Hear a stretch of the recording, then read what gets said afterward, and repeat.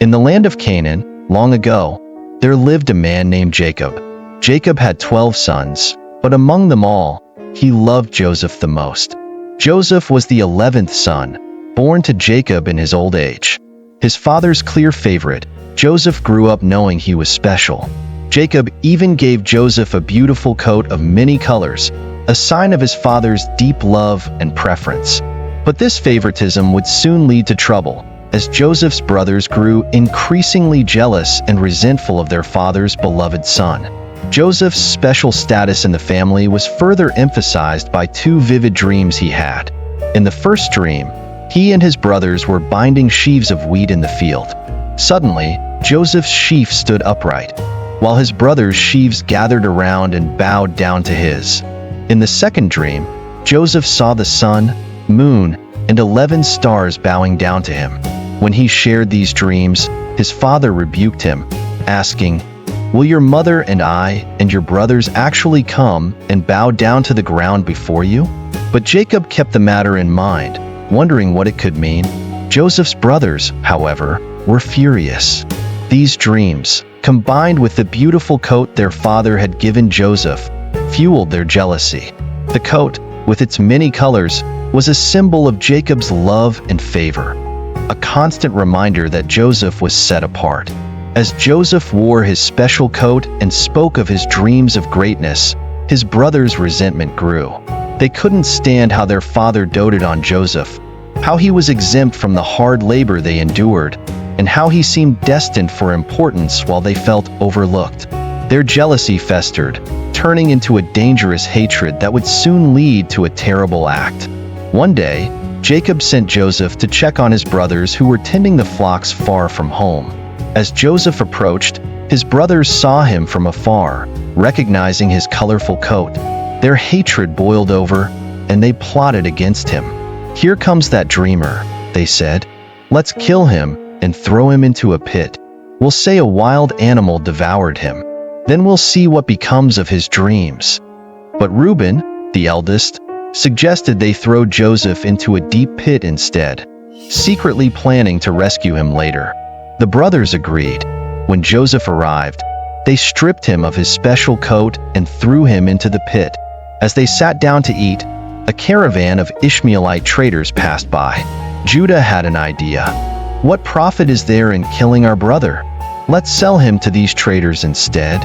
The brothers agreed, pulling Joseph out of the pit and selling him for 20 pieces of silver.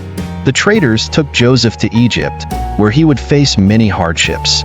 Meanwhile, his brothers dipped Joseph's coat in goat's blood and brought it to their father, letting him believe his favorite son had been killed by a wild animal. In Egypt, Joseph was sold to Potiphar, an officer of Pharaoh. Despite his circumstances, Joseph worked diligently and soon rose to become the overseer of Potiphar's household.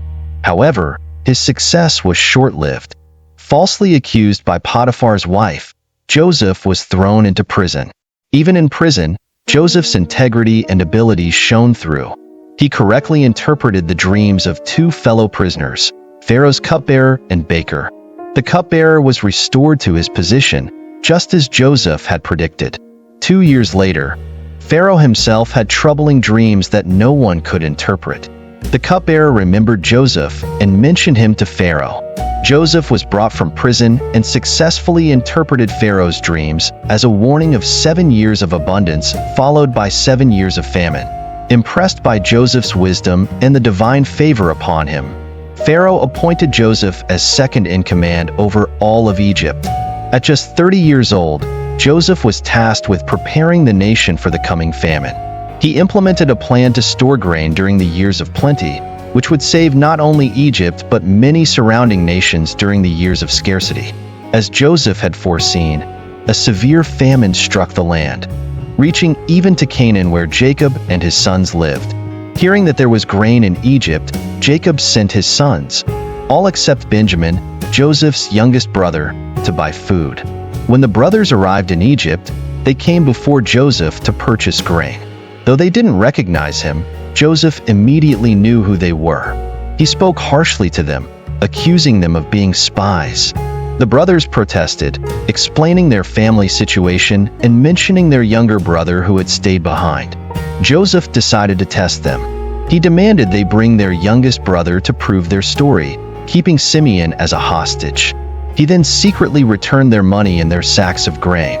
When the brothers returned home and discovered the money, they were frightened. Jacob refused to let Benjamin go to Egypt, but as the famine worsened, he had no choice. On their second trip, Joseph invited them to dine at his house. He was moved to tears upon seeing Benjamin, but didn't reveal his identity. Instead, he devised one final test. He had his silver cup placed in Benjamin's sack and then accused the brothers of theft, threatening to keep Benjamin as a slave. Faced with losing Benjamin, Judah stepped forward. He pleaded with Joseph, offering himself as a slave in Benjamin's place.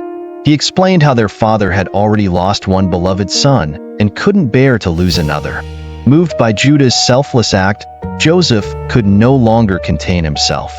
He ordered everyone else out of the room and, with tears streaming down his face, revealed his true identity to his brothers.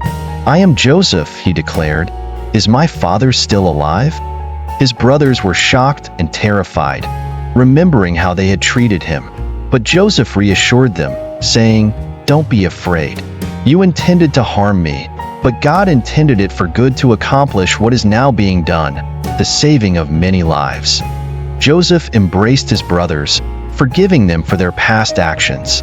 He invited them to bring their father and their families to Egypt, where he could provide for them during the remaining years of famine.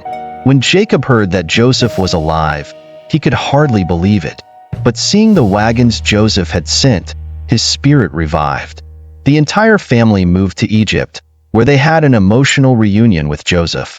In a powerful moment of reconciliation, Joseph introduced his father to Pharaoh, and the family settled in the land of Goshen, under Joseph's protection and care.